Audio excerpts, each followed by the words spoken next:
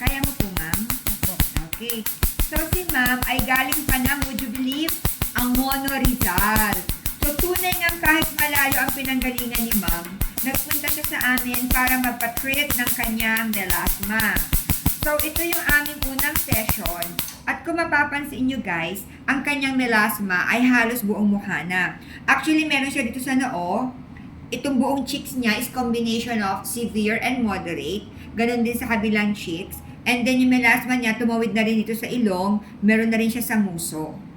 So, as in buong mukha na. Buong mukha niya. So, ang melasma niya ay may mild, may moderate, at may severe. So, ang unang ginagamit ko sa kanya, itong aming laser. So, mamaya, ang gagamitin ko, yung pangalawang laser naman. So, itong unang laser, ila-laser ko yung buong mukha ni ma'am. Doon sa pangalawang laser, which is, eto. Ito yung pangalawang laser. So, bale, ang i-laser ko lang yung mismong melasma ni ma'am. At kung kakayanin niya, gagamit kami ng 6,000 shots for today. So, ito na.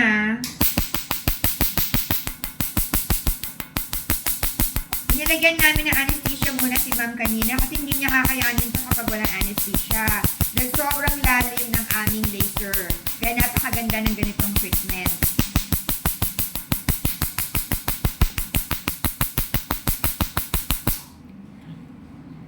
Ma'am, medyo taas ka po ng konti, ma'am. Ayan. Ayan, ha.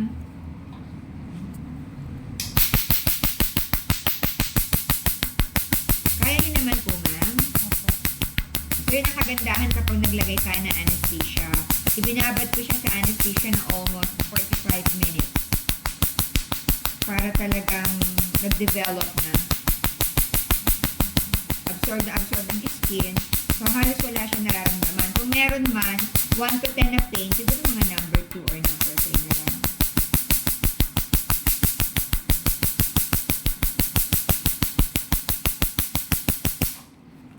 Tapos sa kabila, ma'am ha. Tapos, uulitin ulit natin.